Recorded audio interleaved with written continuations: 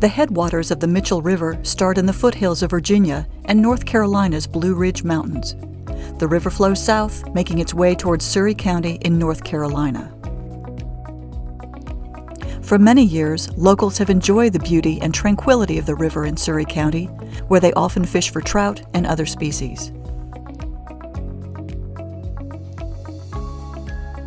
Over 20 years ago, the North Carolina Wildlife Commission designated a section of the Mitchell River starting at the Capps Mill Dam and extending 3 miles north as a delayed harvest stream. Delayed harvest designations mean that no trout may be kept from the 1st of October until the first Saturday in June. Trout may only be caught with single-hook artificial lures during this time and must be released.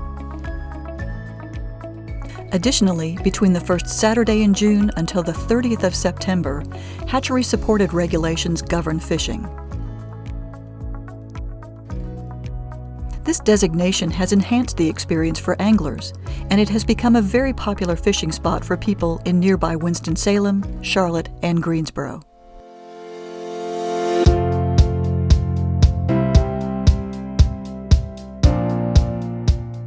Although much of this section of the river is privately owned, the landowners have been very generous in providing access to the river and have always supported strong conservation practices. In the fall of 2018, after Hurricane Florence brought record rainfall to the foothills region, the Capps Mill Dam was destroyed. The dam had blocked the migration of trout, as well as the endangered brook floater mussel. This was a chance for the Blue Ridge chapter of Trout Unlimited to help the trout and mussels return to the waters the dam had blocked, just as dams had blocked salmon species around the nation. The Blue Ridge chapter, based out of Winston-Salem, reached out to the landowners to see if they could help with the recovery. Bank erosion has always been one of the challenges that concerned owners, and they were looking for ways to stop the destruction of the natural riparian buffer. The chapter offered up a plan to provide multiple river access staircases at several locations along the riverbank to reduce foot traffic off the banks and control erosion and siltation. Spending close to $18,000, BRTU commissioned 4 sets of stairs to be built. The number one pollutant in North Carolina is sediment, and the number one sediment source in North Carolina are stream banks like we see here. And not just the Mitchell, which of course is a big river system, but small urban streams especially.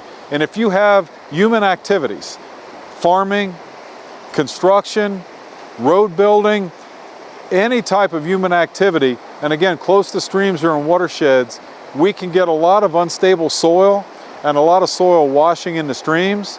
And what we talked about today is how we can use native plant materials in the form of whips, or what they call fascines these days, or live stakes, where we can actually insert these in the stream bank, protecting that stream bank area, and these will actually grow into larger native shrubs that are really prolific rooters. These will create a lot of root material down along where the water is really moving quickly, and it'll help to protect and hold that unstable soil. After a couple years, we'll have a massive vegetation down by the stream, and that'll help hold the banks.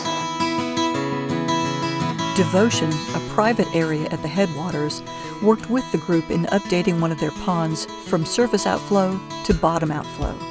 So the headwaters of this river come out of a private estate called Devotion. Devotion was originally the Reynolds getaway for the summer. They've got a large lake that was feeding out from the top of the lake, which has warmer water than the bottom of the lake. We got with them and they were just all over what can we do? They spent a fortune of their own money. We chipped in a token amount. They reduced the surface area of the lake. They dug it deeper so that it would have more cold water holding area. They channeled across the bottom so that the water will come across the bottom and then leave the lake from the bottom. And all of this helps us reduce the temperature down here on the Mitchell. So we have just started doing temperature monitoring, and we're monitoring all the way from the private estate of Devotion, and then we're bringing it all the way down in here where we are now to the delayed harvest section. And what we want to see is, can we actually see a reduction in water temperature? This is a long-term study. We have some older studies that were given to us by the state, and then we will give our studies back to the state, and we'll see if we can't determine whether over a period of years we have reduced the temperature of this river.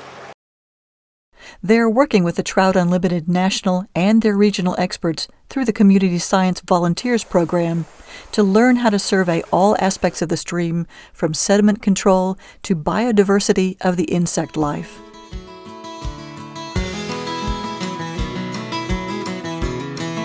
By working with the local landowners, stopping the siltation from access areas, and planting trees to help with erosion control and create cover for the Mitchell, they hope the wild trout population will move back to that section of the river.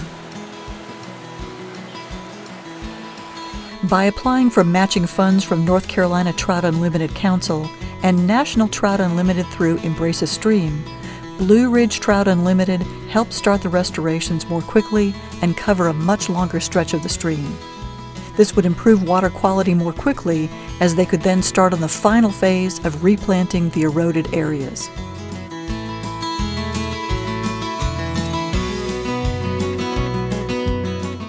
In destroying the dam, Hurricane Florence offered an unexpected benefit.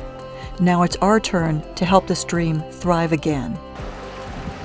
Our goal for the Mitchell River is to make it the best river that it can be, for a sustainable trout fishery, for a recreational facility as far as recreational fishing.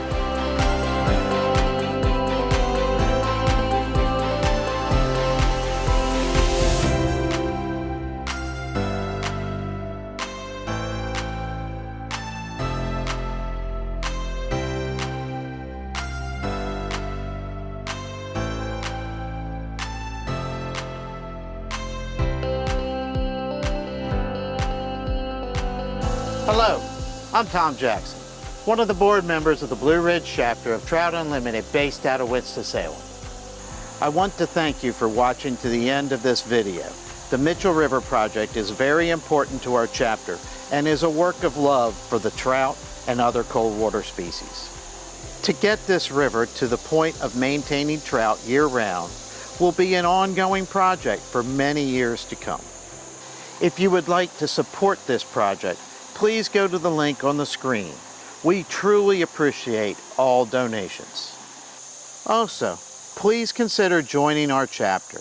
This is just one of many projects, and we always welcome people to join our efforts. Again, we truly appreciate you watching the ongoing story of the conservation project on the Mitchell River. Tight lines.